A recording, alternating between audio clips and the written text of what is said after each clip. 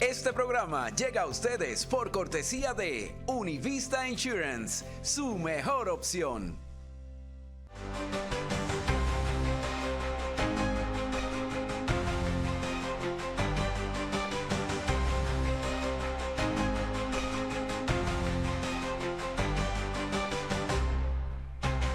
¿Qué tal? ¿Cómo están? Muy buenas noches. Les habla Marian de la Fuente. La política, y tenemos un maravilloso espejo en estos días previos a una elección presidencial. Hay políticos que prometen construir puentes donde no hay ríos. Hay otros que se afanan por conseguir agua. Quienes prometen y prometen como aladinos salidos de una lámpara mágica a trompicones, cumplir con todos los deseos de quienes escuchan sus discursos populistas sin haber demostrado nunca absolutamente nada. Y hay otros que, basados en su esfuerzo y en su compromiso con las personas que han puesto su destino en sus manos, pues se afanan para hacerlo realidad. Trabajan con ahínco y sin esperar que les caiga del cielo. La persona que tenemos con nosotros esta noche, a quien conozco personalmente desde hace muchos años, no ha hecho de la política un comercio, ha hecho de ella un compromiso. Un noble oficio que lleva brillantemente desempeñando por décadas al servicio de sus constituyentes como congresista federal y como uno de los grandes defensores de la democracia frente a la tiranía de los regímenes dictatoriales. Abanderado por la libertad de Cuba, Venezuela y tristemente también de Nicaragua. Porque Mario Díaz-Balart no solo es un apellido que desde hace décadas nos ha representado a los hispanos en las decisiones de Washington, sino un hombre que brilla con voz fuerte y con luz propia. Alguien imbatible en una elección, por supuesto, en el Congreso. Y por una razón muy simple, que todos buscamos. Un representante público donde Mario cumple absolutamente todo lo que promete y puede demostrarlo. Y si no, pues trabaja incansablemente para que este país recupere la hegemonía que siempre ha tenido en el mundo y que tristemente estamos perdiendo. Y es que a tan solo 3 semanas de estas elecciones presidenciales, donde tenemos la gran oportunidad de decidir en las urnas si es que el país está mejor ahora que estuvo hace 4 años, los candidatos queman velas para poder llegar a los electores indecisos y a los independientes. Un ejercicio en el que, más allá del populismo y de las promesas de campaña, en esta ocasión cada uno de nosotros solo necesita voltear la cabeza, mirar la realidad que nos rodea. Cuando vamos al supermercado, que quizá no nos alcanza por ese precio de la canasta básica, cuando echamos gasolina y nos supone un esfuerzo, cuando miramos a nuestro alrededor y vemos cómo ha crecido exponencialmente el crimen en muchas ciudades y nos da miedo salir a la calle o tener un negocio, cuando vemos perplejos que los victimarios tienen más derechos que las víctimas. Hay personas en nuestras comunidades que llevan años y años en este país cumpliendo las reglas, pagando impuestos y ahorrando cada centavito para poderse pagar un abogado y conseguir su sueño americano de estar legales en este país, y ven con tristeza e impotencia cómo más de 10 millones de indocumentados como ellos les han pasado por arriba sin ningún esfuerzo. Y además sin que les cueste, convirtiéndose en un peso para lo que ellos también tienen que pagarle al tío Sam. Porque en esta elección, señores, esa realidad se impone. Y es muy triste ver cómo la nación más poderosa del mundo se ha ido deteriorando a estos niveles. Cómo esta democracia, de la que algunos políticos se llenan la boca, se ha ido degradando al extremo de comprometer sus raíces, de romper esa separación de poderes en la que se asienta y que de una forma tan inteligente los padres fundadores de esta gran nación quisieron asegurar. Porque usar los medios de comunicación como medio de desinformación, la justicia para perseguir a un enemigo político desde la Casa Blanca, no es solo inmoral o reprochable. Irónicamente, es una injusticia más típica de estas dictaduras bananeras que tanto se critican y una forma de quebrar nuestra bendita democracia. Y para hablar de todo esto en una conversación de tú a tú, hoy nos acompaña un hombre que siempre le ha llevado como bandera, el congresista Mario Díaz-Balart. Comenzamos.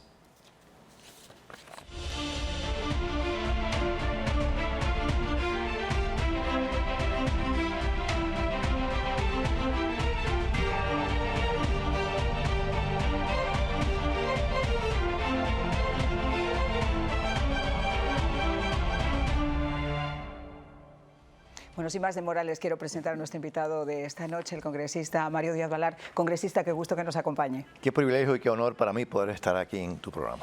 Tenemos una conversación amplia y yo quería dedicarle este espacio, dedicarla con tiempo, porque muchas de las personas que nos están escuchando a veces escuchan solamente esbozos de todo lo que usted tiene que vivir a diario en ese Congreso. Y yo le pregunto, ¿por dónde empezamos en todo este panorama? ¿Por dónde empezamos? ¿Le parece a usted si empezamos con las proyecciones de esta elección? ¿Cómo ve usted esta elección? Yo estoy muy optimista. Optimista a pesar de que creo que esto va a estar muy reñido. Muy reñido. Pero si yo estoy convencido que el pueblo dominicano, que cuando tú abriste el programa, ¿no? Hablaste de los problemas, el precio de la gasolina, el precio del combustible, el precio de la electricidad, de todo lo básico, ¿no?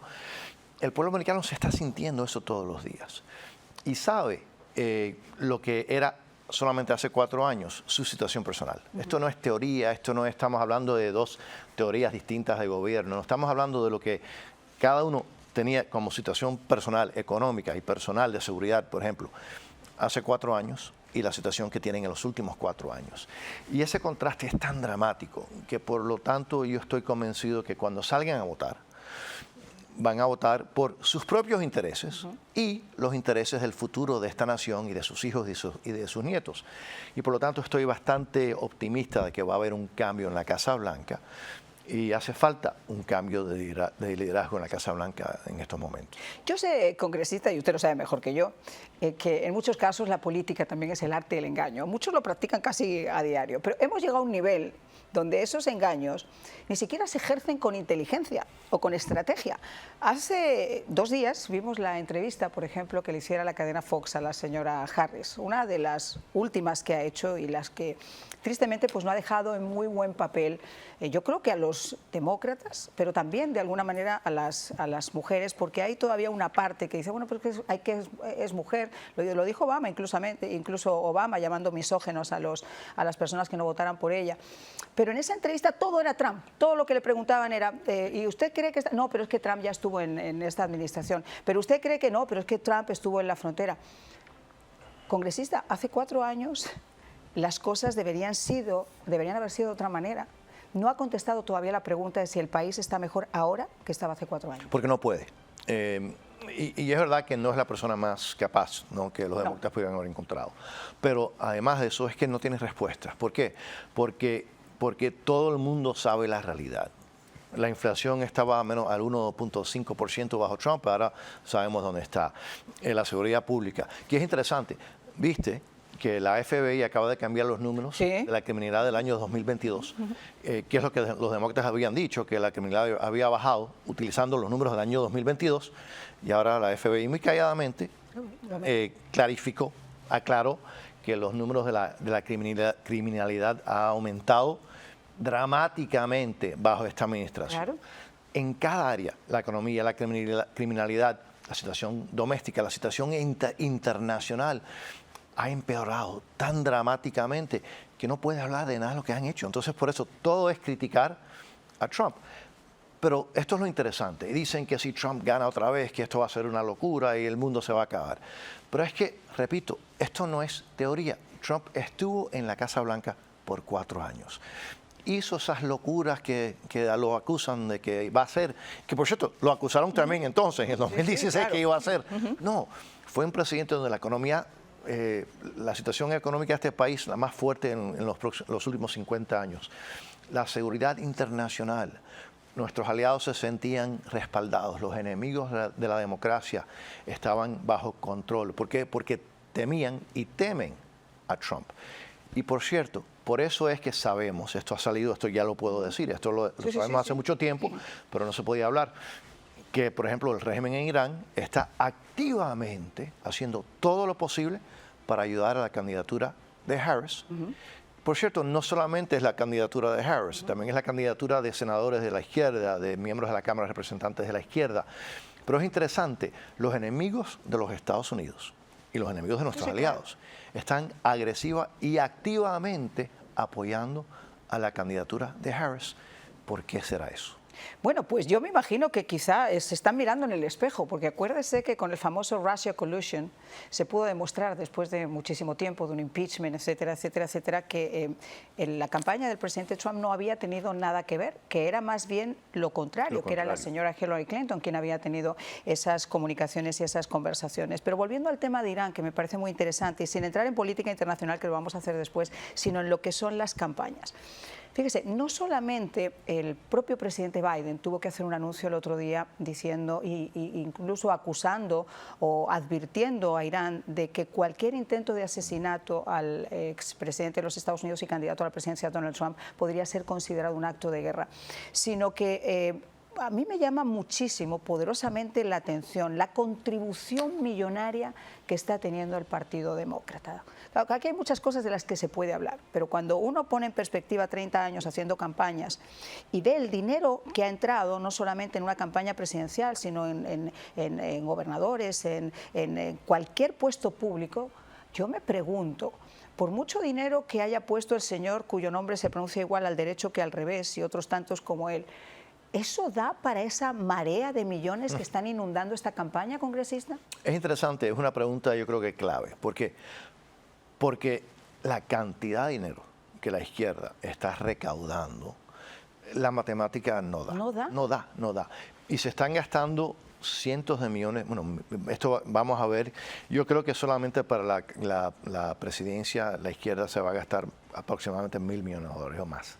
Pero estamos hablando de mucho más, a través de escaños en California, por ejemplo, escaños para la Cámara de Representantes, donde los demócratas están gastando $20 millones por escaño. Son cifras realmente difíciles de entender. Y especialmente cuando vemos que muchos de estos fondos se están recaudando a menos de $200 por persona.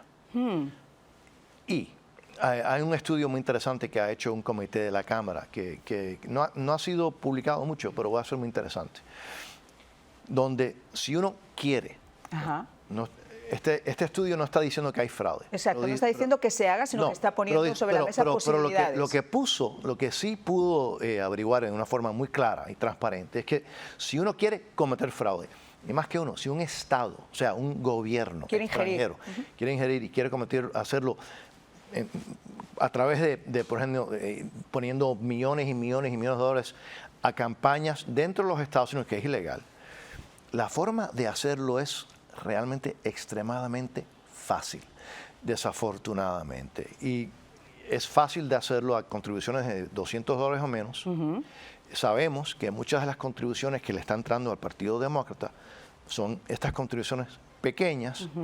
Algunas de ellas no son ni tarjetas de crédito, porque no son cheques, ni son tarjetas de crédito, son tarjetas de regalo. Tarjetas de regalo. Gift cards. Sí, en donde... Y cuando uno, por ejemplo, compra algo a través del internet con una tarjeta de crédito, te piden el nombre, el número, cuándo se vence, y entonces siempre un código. No, ese código no lo están pidiendo. No es necesario para las contribuciones políticas. Wow. Y entonces, este estudio lo que ha demostrado que si un Estado como Irán quisiera, con algunas computadoras, en una habitación... Empezar a comprar esas gift cards. Empezar a comprar gift cards, que son nadie sabe quién son.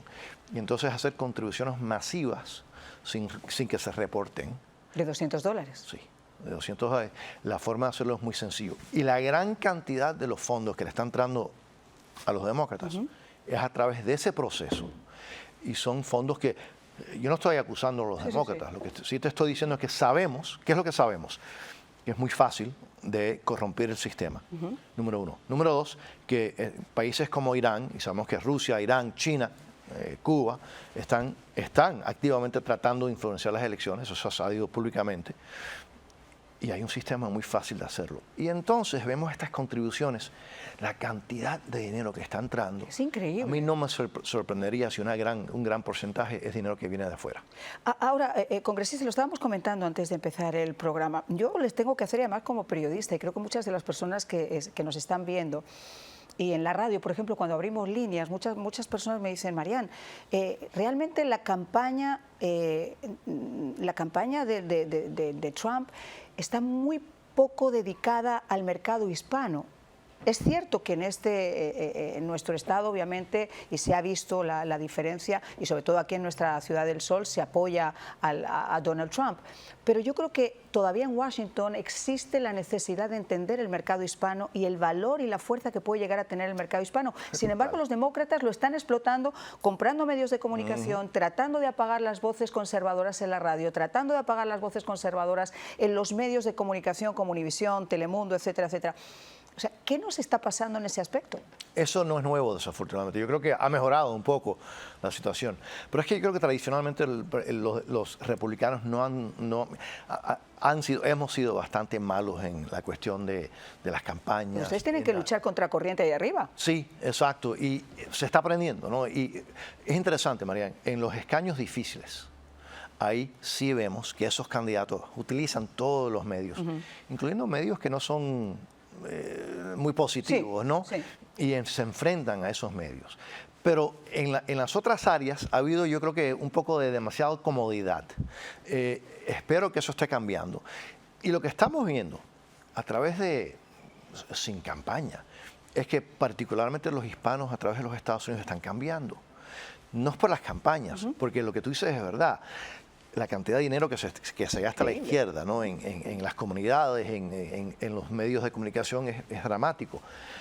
Y hay eso no existe a través de la derecha no ha hecho eso. Perdón que le interrumpe.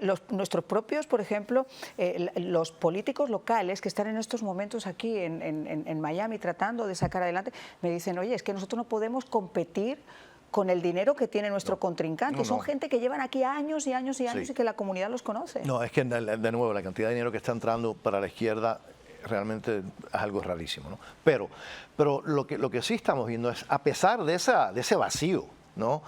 Yo creo que de inversión en campañas, etcétera, de los republicanos, estamos viendo un cambio bastante dramático.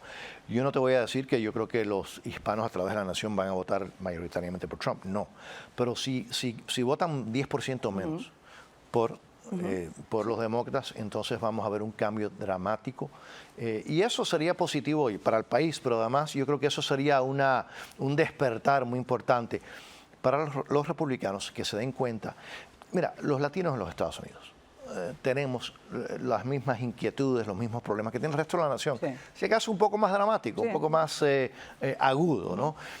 La inflación, la seguridad pública, la inseguridad pública. Y también es interesante, los latinos en los Estados Unidos tenemos yo creo que un poco más de conciencia de lo que está pasando fuera de los Estados Unidos que los norteamericanos más tradicionales que llevan ¿no?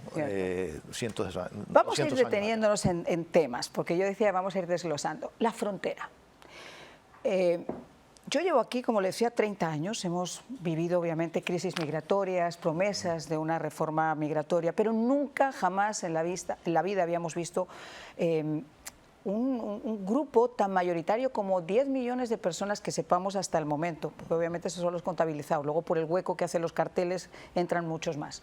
Pero que estén en este momento en este país siendo y representando con toda la honestidad del mundo una carga pública, porque no es solamente una carga para la persona de los últimos que han llegado, que son los sponsors, etcétera, que tampoco se ha cumplido, by the way, sino que es una carga pública que le quita a los chicos para poder estar en las escuelas, que nos quita a nosotros seguridad en nuestras ciudades y que estamos viendo que además ese tipo de migración no solamente no es positiva porque se hace de una forma irregular, sino que conlleva que muchos individuos que están en las listas de terroristas más importantes del mundo, o que por ejemplo el famoso Tren de Aragua, que son grupos y pandillas transnacionales, quieren hacer también su agosto en este país, aprovechando la anarquía. Sí, y por cierto, y los que más han sufrido las consecuencias de esto son los que están tratando de entrar legalmente a los Estados Unidos. Claro. O los que están dentro de los Estados Unidos en el proceso de esperar, ¿no? El proceso de legalización. Esos ahora, olvídate de ellos, ¿no? Ahora, si antes se demoraba años o décadas, ahora no hay ni un proceso que funcione. Y es interesante, cuando vemos las personas que han entrado, los que sabemos, lo que tú dijiste es verdad, hay muchos que no sabemos, pero sabemos que el gobierno, esto es que lo digo y hasta yo mismo digo, bueno, no puede ser. No puede ser, sí. Sabiéndolas, han parado y entonces han soltado dentro de los Estados Unidos, el gobierno federal, ahora es casi medio millón de criminales conocidos. Sí, aquí tenemos las listas. Violadores sexuales, de hasta personas que han sido juzgadas por asesinato y esos los han soltado dentro de nuestras comunidades. Y no digamos cientos de miles de personas, incluyendo decenas de miles de, por ejemplo, de hombres, de edad militar de China comunista. Totalmente. De China comunista. ¿Cuándo se habían visto tantos chinos en edad militar o tantos individuos que vienen de Afganistán o que vienen desde, no sé, Egipto, desde Turquía, pero vienen solos, Siria, vienen sin familia? sin familias. Y a todos, curiosamente, hizo un estudio la cadena Fox muy interesante. Les preguntaban en una larga fila en McAllen, en Texas, les preguntaban, ¿y tú a qué has venido? Y decían, libertad. Entonces, ¿y tú cómo te llamas? Y coincidían en las respuestas, independientemente de que fuera afgano, que fuera turco, la que misma fuera respuesta. egipcio, que fuera chino, era la misma respuesta. Sí. Y ahí tenemos que hablar entonces de los carteles, que son realmente los que están haciendo su agosto. Y son los que controlan, los que determinan quién entra y qué entra a través de la frontera sur y a qué precio. No es solamente que esta administración, el presidente Biden y la vicepresidenta Harris, que ha sido, pues, que la pusieron en cargo de la frontera sur, ¿no? No solamente que han abierto la frontera, pero es que le han entregado el control de la frontera a los narcocarteles de México. Totalmente. María, esa época de que una persona podía ir caminando de Honduras, tratar de llegar a la frontera, tratar de cruzar el río, para entonces buscar una mejor vida, eso ya no ocurre. Si uno no va a través, si uno no ha pagado a los narcocarteles, ese pobre individuo que trata de hacer eso, lo matan. Tienes que ir a través de los narcocarteles, que son los carteles que entran a las personas, la droga, el fentanilo, el tráfico, o sea, si uno quisiera destruir a un país, si nosotros ahora compramos una botella de vino, la ponemos acá y vamos a hacer un plan para destruir a esta gran nación, comenzando por algo que nadie, yo creo que diría, esto es demasiado exagerado, vamos a abrir la frontera, no, eso no es suficiente, vamos a entregarle la frontera a los narcocarteles para que ellos determinen quién entra.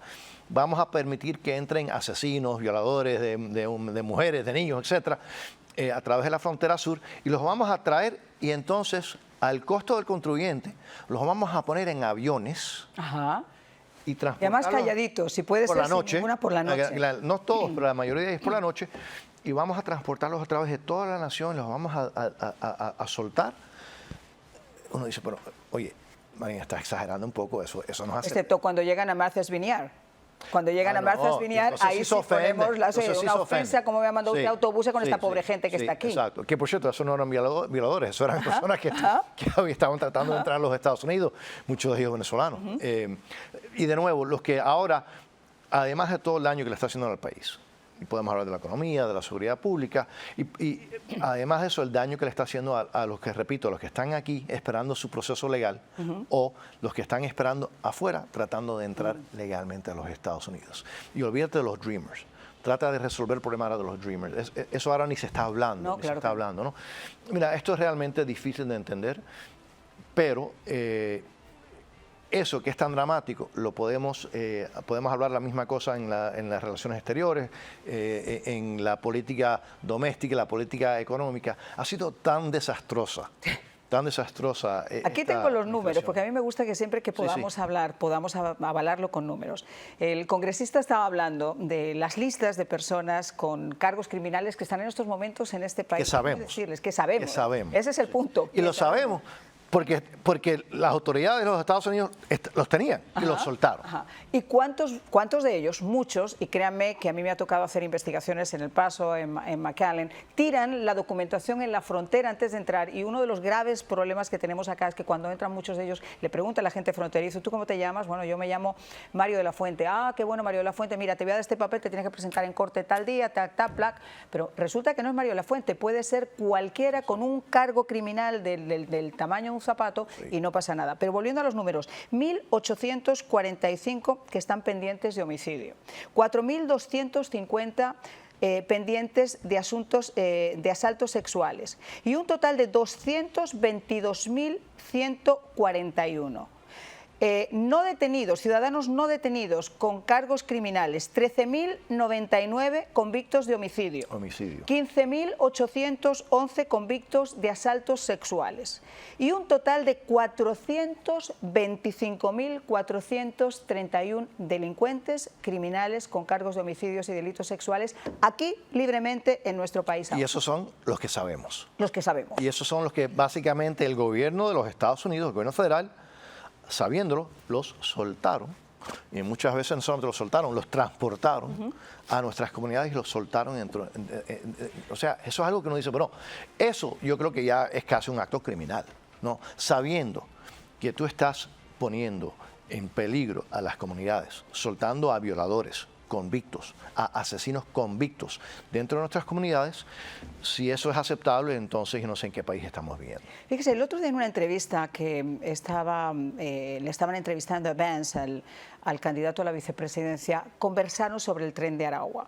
Entonces la periodista cuestionaba el tren de Aragua y terminaba reconociendo que sí es cierto que ha habido un asalto en Aurora, en Colorado, que ha dado pie a una ley de la que vamos a hablar ahora también un poquito más adelante, pero que eran 2 o 3 edificios de un complejo, que no había un problema. Entonces el vicepresidente Vance, y lo vamos a poner un poquito más adelante para que nuestros compañeros no lo recuerden, Vance decía, pero usted se está escuchando, Marta, usted se está escuchando lo que está diciendo, o sea, unos poquitos complejos, y si fuera su casa, y si fuera la casa de su hija, y el problema es que yo me tengo que frotar los ojos, congresista, cuando yo veo el asalto que tenemos en las imágenes de esos individuos armados hasta los dientes, de una banda transnacional con el peso del tren de Aragua en Venezuela, que es transnacional, o sea que no solamente funciona ahora en Estados Unidos o en Venezuela, sino que están en Perú, están en Ecuador, están en Argentina, y no pasa nada.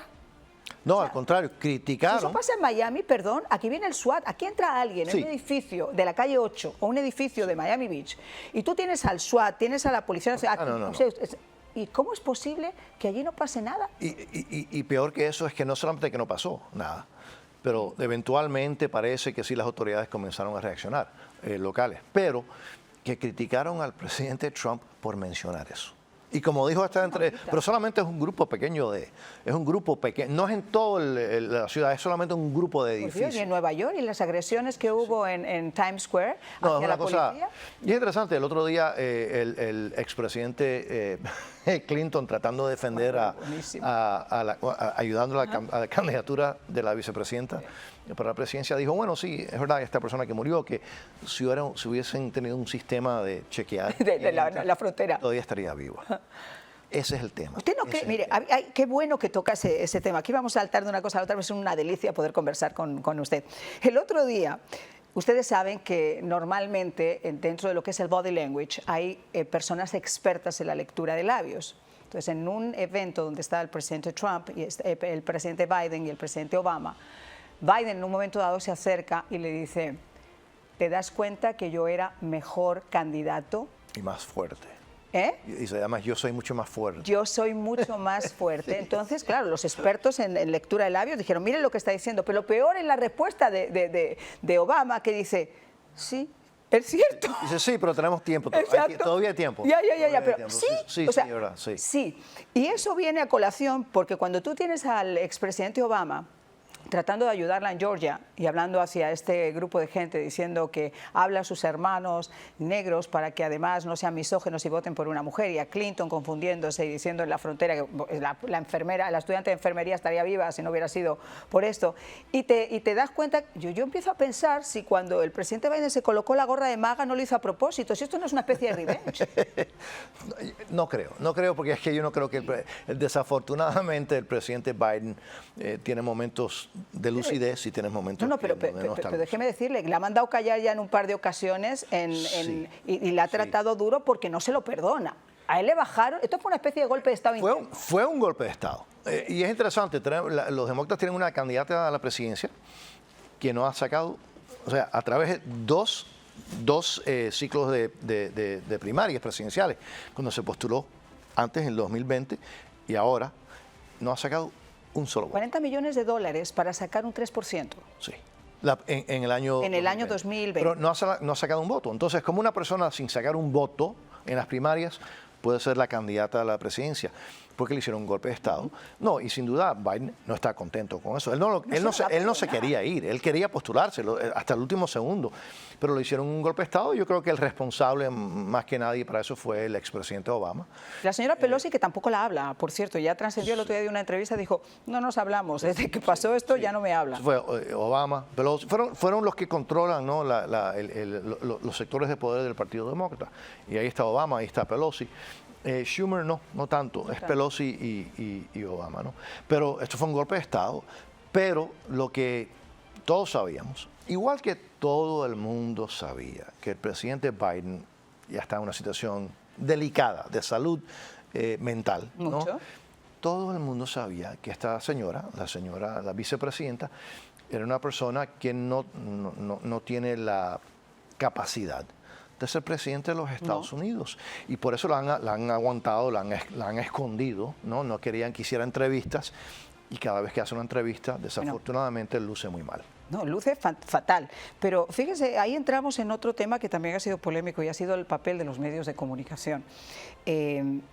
La desinformación que nos trajeron durante tanto tiempo esos medios más liberales diciéndonos que el presidente estaba perfectamente bien en las ruedas, en las conferencias de prensa del White House, la secretaria de prensa Pierine diciendo que está para correr. En el caso de la vicepresidenta, la señora Harris, no, pero es que el presidente está totalmente lúcido. Entonces, de la noche a la mañana y después del papelón donde ya la gente no tenía cómo dibujar que realmente el señor estaba mal, como veníamos advirtiendo mucho tiempo, ahí es donde se empieza a fraguar todo esto y empieza a fraguarse ese golpe de Estado realmente congresista, porque como muy bien dice, uno de las grandes críticas que se le hace dentro del Partido Demócrata, de un sector del Partido Demócrata a la señora Harris, es que no contaron con el voto popular, no han contado con el voto del colegio electoral, no han contado nada más que usted es la elegida, ahí le toca. Y es una mujer, y yo siendo mujer, que realmente, y lo digo abiertamente,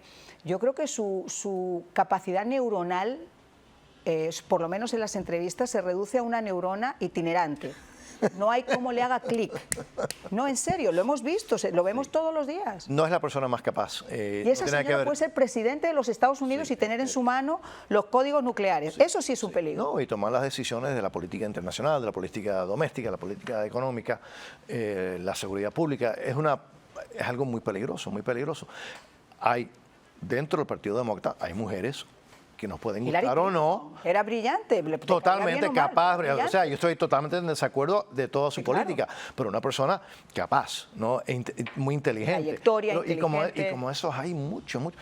Pues, oye, yo tengo una colega mía en la Cámara de Representantes, o sea, demócrata partidista, o sea, altamente demócrata, fuertemente demócrata, pero que hay que respetarla, que es, por ejemplo, Debbie Wasserman Schultz. Por ejemplo. Debbie Wasserman Schultz, tú puedes estar en desacuerdo, pero te voy a decir una cosa, en los debates, en las entrevistas, en su día a día, en trabajo en el proceso legislativo, es un... O sea, puedes estar de acuerdo o en desacuerdo cómo se manejó, por ejemplo, el Partido Demócrata en la época en la que ella estaba manejando, perfecto, pero tiene un bagaje profesional, un bagaje político, unas conexiones y sobre todo, como estamos hablando, esa capacidad neuronal tan ausente en el otro lado. Total. Entonces esto no tiene nada que ver. Por cierto, cuando estamos hablando de la vicepresidenta, no solamente es que ella viene de un historial, pero de extrema izquierda, extrema izquierda, pero además de eso,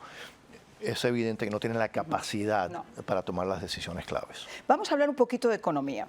Pues a mí me hace mucha gracia cuando dicen, no, pero la economía no, es que no está tan mal. Es que fíjense ustedes, han bajado las tasas de interés, la inflación no está la inflación, pero yo, congresista, yo sigo yendo al supermercado y cuando antes me llevaba 8 bolsas, ahora me llevo 2. Sí. Y cuando yo voy a echar gasolina, a veces digo, caramba, o sea, pero ¿cuánto me cuesta llenar este tanque? Sí.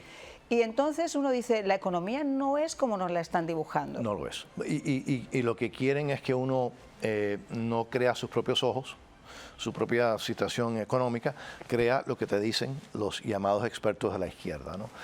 Es verdad que la inflación ha comenzado... a bajar. No, a subir menos. Bajar, a subir ahí está, menos. Efectivamente. Porque la inflación subió dramáticamente. Exacto. Y no es que ha regresado a donde estaba. No, sino que se ha mantenido. Lo que ahora, después de ser este aumento masivo de inflación, ahora está aumentando menos rápido, menos rápido. O sea, pero los precios no han bajado. No, los precios siguen subiendo.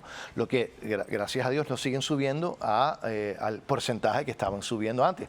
Pero no es que han regresado a donde estaba durante la administración del presidente Trump. Y eso, de nuevo, ese es el problema, ¿no? Pero por eso digo lo que dije al comienzo. Me siento... no estoy convencido, pero me siento bastante bien de que el pueblo americano es mucho más sabio de lo que los llamados expertos, la prensa corporativa, etcétera, piensa que son. Ellos creen que a través de la mentira puedes convencer al pueblo americano que el precio de la gasolina es aceptable, que su situación personal está perfecta, que el mundo está, y te lo dicen continuamente, no, ahora esta administración sí es respetada a través del mundo. Sí, respetada a través del mundo. Los iraníes la respetan, los rusos la respetan, China comunista respeta a esta administración. Se ríen de este presidente y de esta vicepresidenta. Aparte promesas, mire, yo el otro día estábamos hablando de una de las promesas de la señora Harris, de las muchas que se han hecho con estos programas sociales, que realmente lo que han hecho ha sido endeudarnos a unos niveles máximos, porque cuando la gente empieza a dar dinero y dinero y dinero y dinero y dinero y dinero, está muy bien, pero luego cómo lo retornas, luego cómo después, cómo lo devuelves. O sea, yo no voy a poder comprar un coche y endeudarme si no voy a tener cómo pagarlo. Pues estamos en una situación muy similar a esa. Pero ella prometió el otro día $1 millón a los hombres de color, sí, que fueran emprendedores, por ejemplo. Muy similar a lo que está pasando con los famosos préstamos estudiantiles. Exacto. Que siempre se sacan además en una época electoral. Obviamente son votos jóvenes y es una forma de atraer a la gente. Pero en el caso me llama la atención que cuando se hizo la encuesta a la comunidad afroamericana en estos momentos, en este país que habitualmente siempre ha sido un sector más demócrata, igual que pasó con los latinos en una época, no le voy a decir que haya cambiado visceralmente y se haya convertido en republicano, pero en estas elecciones en concreto, por las encuestas, sigue ganando Trump. Sí, yo creo que lo que vamos a ver es que un porcentaje muy elevado va a votar a favor de Harris, pero va a ser un porcentaje mucho menos de lo que hemos visto en las últimas elecciones. Y si eso pasa, por cierto, lo estamos viendo dentro de los afroamericanos, lo estamos viendo obviamente dentro del voto latino, el voto judío. Claro. También, que tradicionalmente ha sido demócrata, y podemos hablar de por qué, pero ha sido demócrata, pero yo creo que ahora se está despertando a la realidad que esta administración, y particularmente la vicepresidenta, no es la mejor aliada de Israel, y que ahora, cuando Israel está en guerra, ha sido atacada en múltiples frentes, hace falta alguien en la Casa Blanca que apoye a Israel para ganar. Israel, la forma de resolver el problema que está enfrentando ahora Israel y estos grupos terroristas es muy sencillo: que Israel gane y que los terroristas pierdan. Esto es muy sencillo, ¿no? Y entonces estamos viendo que los votantes judíos en los Estados Unidos, que tradicionalmente han sido muy demócratas, están comenzando a cambiar. Yo no creo que va a ser una gran, no va a ser la mayoría, pero si un grupo pequeño de afroamericanos cambia y vota republicano, un grupo pequeño de judíos americanos votan hacia republicanos, un grupo de latinos votan republicanos, eso va a ser la diferencia. Mire, en números solamente, y yo quería recordarlo, lo vamos a poner también en pantalla, solamente los márgenes de esa comunidad negra en hombres entre los 18 y los 24 años, perdón, 18, 44 años, Obama en noviembre del 2012 tenía 81 puntos. La señora Clinton, esa misma época, en noviembre del 2016, tenía 63 puntos. Biden, misma fecha, noviembre 2020, tenía 53 puntos. La señora Harris, en octubre del 2024, tiene 40 puntos. Sí. Es decir, es menos de la mitad que el señor Obama, y yo creo que un declive bastante considerable. Sí, y yo creo que eso va a ser y es consistente, y eso yo creo que va a ser hasta más dramático en estas elecciones, repito, por las condiciones del país, porque las personas que escuchan y nada más que escuchan la misma historia siempre, que la economía está maravillosa, el mundo está perfecto, pero ellos saben que personalmente esto no es cierto. Y es interesante, ven en el presidente Trump una persona que no quiere decir que le gusta como él habla necesariamente, pero ven en él alguien que estuvo en la Casa Blanca, claro, y que creó una situación económica mucho mejor para estos individuos que lo que están sufriendo hoy en día. Vamos con estos temas de política internacional que a mí me parecen fascinantes, porque yo creo que hay un antes y un después que ha originado gran parte de los conflictos que tenemos en estos momentos. Y eso fue, sin ninguna duda, la salida abrupta, vergonzosa, histórica de Afganistán. Yo estuve en Afganistán en 2 ocasiones, entrevistando a Jamil Karzai en una de ellas, en la vez siguiente recorriendo con las propias tropas americanas y españolas la zona de Herat, llegando hacia... Y Afganistán es un mundo completa y absolutamente aparte y complejo. La decisión que se tomó de Afganistán no la toma ni uno de los vendedores del mercado de los pájaros en Kabul. No. ¿A quién se le va a ocurrir dejar tirados de la noche a la mañana no solamente aquellos civiles que colaboraron con nosotros en las embajadas, no solamente liberar, dejaron cárceles cargadas de terroristas, las dejaron allí, nuestro equipo militar con tecnologías de punta, pero sobre todo poner en riesgo y acabar con la vida, por la forma en la que se hizo, de esos soldados que estaban en ese momento, podríamos hasta considerarlo una misión de paz, porque lo que estaban haciendo era mantener la paz en esa región. Ya es interesante, ya la guerra, la llamada guerra en Afganistán ya básicamente se había terminado. Lo que había tropas norteamericanas, igual que tropas de otros países, que estaban manteniendo la paz, básicamente, y asegurándose que los talibanes y otros terroristas no se apoderaran de ese país otra vez. Y eso fue, yo creo que un momento importantísimo, desafortunadamente, porque le demostró al mundo la debilidad del presidente Biden y, según la vicepresidenta, ella dice que ella estaba ahí en esos minutos hasta el último segundo en esas decisiones. Así que esa decisión de Afganistán fue Biden y Harris, porque los asesores militares le habían dicho hay que mantener la base militar ahí, no hay que mantener muchas tropas, pero hay que mantener la base militar ahí. Y Marian, los Estados Unidos tenemos bases militares a través del mundo. Hay duda, ¿alguien tiene duda que si no fuese por la base militar, las bases militares que tenemos en Corea del Sur, claro que sí, que eso, ponen un freno, que Corea del Norte hubiese ya tratado de intervenir ahí, ¿no? Entonces, eso es lo que ya teníamos en Afganistán. Todos los asesores militares le dijeron, hay que mantener eso, podemos sacar la gran mayoría de las tropas, pero hay que mantener ese gobierno para que los talibanes no tomen el poder. Y eso fue una decisión de este presidente y la vicepresidenta. Eso fue una señal muy, muy, muy importante y muy dañina para todo el mundo. Yo estoy convencido que eso fue uno de los factores primordiales por la cual Putin... Entonces, absolutamente, fue un detonante. Total. Entonces, tú estuviste en Afganistán, yo estuve varias veces en Afganistán.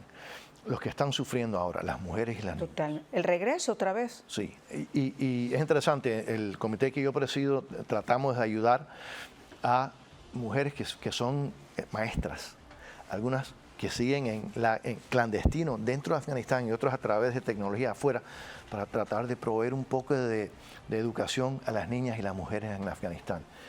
Todo esto es causado por la incapacidad de Biden y Harris y el daño que le ha hecho al mundo y a la seguridad nacional de los Estados Unidos. Congresista, hay mujeres incluso de una organización que se llama RAWA, que desde afuera, desde Estados Unidos, de diferentes puntos, tratan todavía de ayudar a esas mujeres a cruzar a Pakistán y poder llegar a salvar sus vidas, y realmente es una situación dramática. Pero usted ha dado un punto muy concreto y muy interesante, y es que este es el detonante quizá que han tomado países como China para pensar en algún momento si invade Taiwán, o para que quizá el señor Putin se animara a cruzar y a invadir a Ucrania, porque hay una realidad que no puede ocultar nadie. Pueden decir que es un peligro para la democracia, pero yo creo que alguno de ustedes piense y me diga qué conflicto bélico hubo en la época de Donald Trump mientras él estuvo en la presidencia. Sí. Y el contraste de antes de eso, Putin entró en Crimea, ¿no? Cuando estaba Obama. La península de Crimea. Exacto. Llega Trump a la Casa Blanca, nada, todos los terroristas, los narcos, todos por miedo se aguantaron. Y entonces llega Biden a la Casa Blanca y Harris, y de inmediato, ¿qué es lo que pasa? Otra vez vemos que todos los gángsters a través del mundo se sienten que tienen la luz verde. Y Marian, ¿cómo no se van a sentir que tienen la luz verde? Porque la tienen. Y parte es por incapacidad, pero parte es por la política de este presidente y de esta vicepresidente. Ocurren estas llamadas elecciones en Venezuela, no, las falsas elecciones en Venezuela. El pueblo venezolano, sabiendo que estas elecciones no iban a ser robadas, sale heroicamente a la calle. Y es tan dramático. Una estrategia espectacular de que no se la robaran, al menos de cara al mundo, porque tienen las actas. Un heroísmo, ¿no?, increíble del pueblo venezolano. Todo el mundo sabe entonces que se robaron las elecciones, que la oposición gana esas elecciones. Y hasta la administración del presidente Biden, públicamente, al principio no querían, pero dijeron sí, ganó la oposición.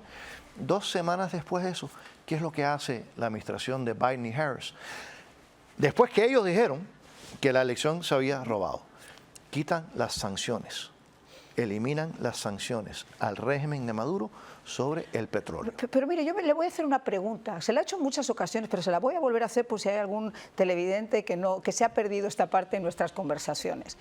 ¿Quién está manejando el país ahora? ¿Quién toma las determinaciones? Porque yo dudo mucho que el señor del bolígrafo que llegó en la Casa Blanca hace 4 años y a modo de decreto empezó a firmar y a derrocar lo que había sin planes B, sea esa misma persona que toma las decisiones finales en cuestiones como Israel, en cuestiones como presupuestos a Ucrania, en cuestiones como incluso política interna. ¿Usted cree realmente que esa persona que vemos todos los días en los medios de comunicación, al que han bajado de la candidatura a la presidencia porque no estaba en condiciones de poder hacerlo, cree usted que es la persona que está ahora? Es interesante, según la vicepresidenta de los Estados Unidos, Harris, ella dice que es el presidente. Bueno, según Aladino también puede frotar la marca y cumplir los 3 deseos. Pero es interesante, las decisiones sí están viniendo de la Casa Blanca. Sí, pero ¿de quién? No están viniendo, por ejemplo, del Departamento de Estado. Podemos hablar sobre los problemas que existen ahí. Pero es interesante, ¿quién en la Casa Blanca? Yo creo que depende de cuál es el tema. Lo que sí le puedo decir es que no sé... ¿Es Obama? ¿Todavía es la administración Obama la que está detrás? Yo no creo que Obama está tomando las decisiones de día a día. Pero las personas que estaban en la administración de Obama, muchos de ellos están en la administración del presidente Biden y la vicepresidenta Harris. Y está claro que el presidente Obama con Nancy Pelosi fueron los que decidieron quitar al presidente Biden y poner a Harris, ¿no? Que eso yo creo que quiere decir que ellos saben que la pueden controlar. Pero no sé quién está tomando la decisión final. Lo que sí sabemos es los resultados que han dado esas decisiones, comenzando el primer día, porque a través de decreto abrieron la frontera, le entregaron la frontera sur a los narcocarteles y de ahí fue de mal a peor. Bueno, no tenemos mucho tiempo, pero no puedo dejar de decir que dentro de esas decisiones, quizá la peor decisión que se ha tomado es ese equipo de expertos, ese equipo de comeorejas que tiene la administración Biden en cuanto a materia en Latinoamérica, ¿no? Yo quiero que a mí me pregunte, yo quiero que alguien se haga esta pregunta: ¿cómo es posible que alguien, no voy a hablar ni siquiera de Séneca, una persona que se sienta en una mesa de negociaciones, piense que ese quid pro quo que debe existir, de que yo te doy, tú me das, se puede vulnerar simplemente haciendo lo que hizo esta administración en el tema de Venezuela, entregando a los famosos narcosobrinos, entregando al señor Saab después de una investigación federal que nos costó millones de dólares a nosotros y que ha frustrado además a las agencias federales, que lo soltaron y se lo devolvieron al testaferro, al que tiene en su retina la posibilidad de abrir todas las bóvedas donde está el oro que se ha robado a Venezuela? ¿Cómo es posible que ocurra en Cuba, que antes de averiguar qué ha ocurrido con la embajada de Estados Unidos en La Habana y los famosos ataques sónicos, eso se haya vuelto a poner en marcha y lo que digo dije y lo que dije Diego? ¿Qué está pasando? ¿Quiénes son ellos? Sí, porque de nuevo, o es una incapacidad realmente difícil. Sanciones que se levantan en Cuba, en Venezuela. Sí, Irán. Que por cierto, la administración dice que no levantó sanciones. Técnicamente es posible que puedan decir eso. No levantaron las sanciones contra Irán, pero hicieron todo lo posible para permitir que las sanciones no tuvieran peso, ¿no? Entonces, pero eso lo han hecho consistentemente. Entonces, uno tiene que entonces pensar, o es que, porque si eres tan incapaz de tomar estas decisiones, oye, de vez en cuando te vas a equivocar y vas a tomar una decisión acertada, ¿no? En este caso, cada decisión ha sido para ayudar a los enemigos de los Estados Unidos. Cuba, Venezuela, Nicaragua, Irán, Rusia, China comunista.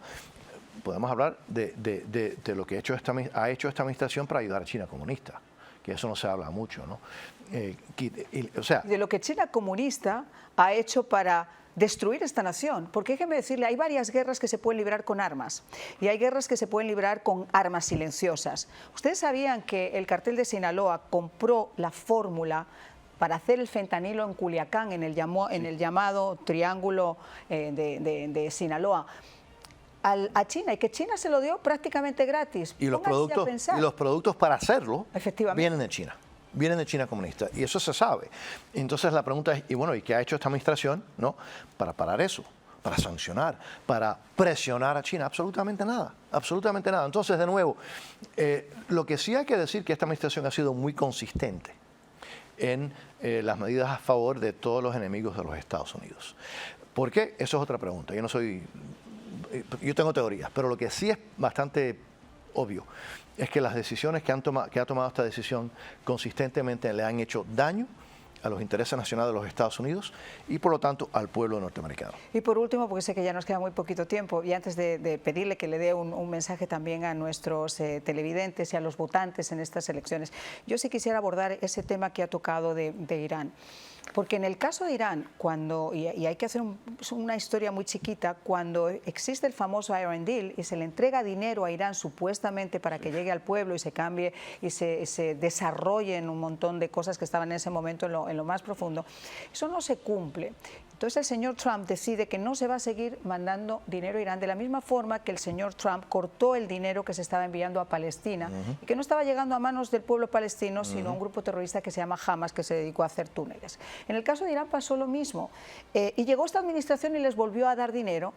Y si usted va a Bagdad o va, a Teherán, y usted se da un paseíto por ahí, se da cuenta que todavía hay calles de tierra, hay cafés, cibercafés, pero también calles de tierra. Eso no ha ido al pueblo, eso ha ido a parar a los grupos terroristas como Hezbollah, Hamas, la Yihad Islámica, que han hecho con ese dinero armas, financiación, entrenamiento, captación de terroristas y misiles, que son culpables de lo que ha ocurrido. Misiles de alta tecnología. Misiles de alta tecnología. Exacto, entonces financiación ahora en estas elecciones. Sí, exacto, es interesante. Yo todavía escucho a algunos que dicen, bueno, pero si el tratado de Irán todavía estuviese ahí, los iraníes estarían en una situación distinta, no hubieran estado tan cerca a tener una arma bomba nuclear. Pero es que ese tratado tenía una exención a los misiles, por ejemplo. Entonces, y por cierto, es que alguien puede pensar que los mulas en Irán están creando, están desarrollando, ¿no? Un programa nuclear, lo están desarrollando porque quieren, no sé, electricidad más barata para los iraníes. Hay solamente un propósito de todo lo que están haciendo antes y ahora con el programa nuclear, es para tener armamentos nucleares. Y también han estado invirtiendo fondos, muchos de ellos de los Estados Unidos, del contribuyente, pero además de eso, más que eso, de los fondos de ellos que a través del relajamiento de sanciones, han desarrollado unas fuerzas armadas con unos misiles bastante sofisticados, y lo vimos desafortunadamente en ese ataque a Israel. Entonces, ese es el régimen que nosotros se supone confiemos en que ellos no van a desarrollar un programa nuclear que sea uranio. Ya la bomba dicen, y además no lo digo yo, lo están diciendo en Europa. Lo estaban haciendo antes. Las agencias de inteligencia alemanas que están realmente ya, si no la tienen, están a un tris de hacerlo. Y el problema de esto es que no es solamente la destrucción del Estado de Israel, es la destrucción de Occidente y su enemigo principal, que es Estados Unidos. Sí. Oye, por cierto, y es verdad que los Estados Unidos se salió de ese tratado, pero Europa no. No, bueno, o sea, ese tratado... Europa es harina de otro costal. Yo sé, pero digo, ese tratado se supone que todavía está ahí, ¿no? O sea, los Estados Unidos se sacó de ese tratado, pero los europeos siguen enamorados de ese tratado, de que es un tratado maravilloso. Bueno, pero entonces, ¿por qué, si ese tratado es tan espectacular, por qué, y que los europeos siguen, ¿no?, pretendiendo que es un tratado positivo, entonces, ¿por qué no ha funcionado? ¿Por qué no ha funcionado? Mire, porque los Estados Unidos se salió del tratado, por favor. Yo le voy a decir una cosa con respecto a Europa, y soy europea y soy española. Yo no puedo llegar a entender. Fíjese, yo hablaba al comienzo de predicar con el ejemplo, pero cuando después, por ejemplo, de lo que ocurrió en Cuba, de cuando el pueblo se levantó y demostró que ya no era capaz de seguir aguantando la bota del tirano en el cuello y se atrevió a salir a las calles, todo el mundo en Europa salió a las calles, hay que apoyar a Cuba, hay que apoyar a Cuba, patria y vida, patria y vida.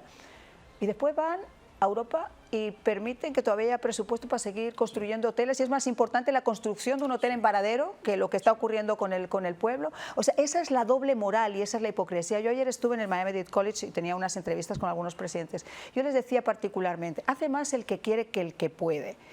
Y la comunidad internacional, por mucho ánimo que tenga de cambiar las cosas, no pasa nunca del papel, congresista. No, al contrario, porque la esclavitud es lucrativa. La esclavitud a través de la historia siempre ha sido lucrativa, y los que invierten dentro de esa isla lo hacen sabiendo de que no hay un Estado de Derecho, de que no hay sindicatos obreros independientes, y la esclavitud es muy lucrativa. Pero yo creo que esos que han invertido y que siguen invirtiendo lo van a pasar muy feo cuando por fin ese pueblo se pueda liberar. Y es interesante, países europeos, incluyendo Alemania, hasta hace poco, yo creo que todavía siguen pagándole, ¿no?, a Israel por los daños durante la Segunda Guerra Mundial, que son 80 años, ¿no?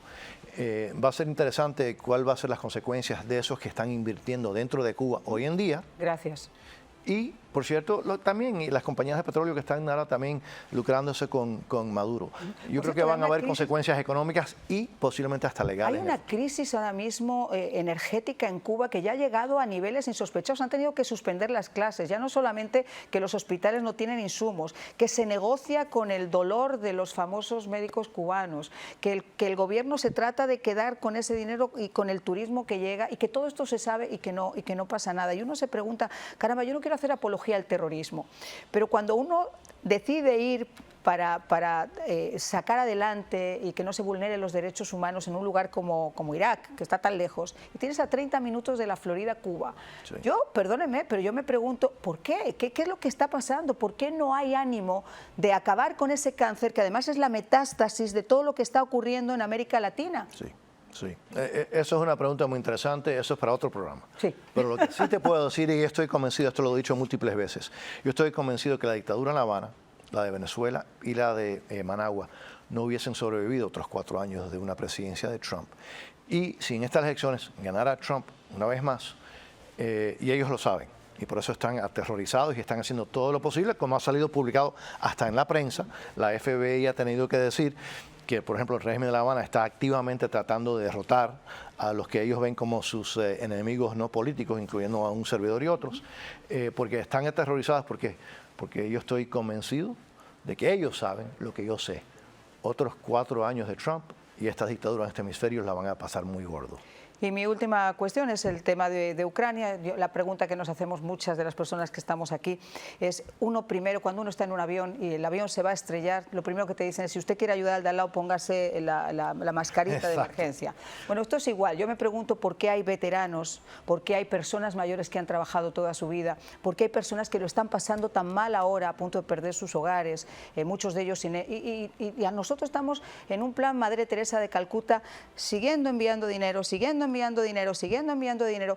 Está muy bien luchar por la democracia, está muy bien impedir que como dijo la señora vicepresidenta, un país grande invada a un país chiquitito. Eso está perfecto. Pero eso ya lo sabemos. Pero uno tiene un plan. Hasta la guerra tiene que tener un plan de entrada y de salida. Y aquí no se ve un plan de salida, nada más que si yo voy a jugar con el dinero de los demás, síganme mandando dinero. Exacto.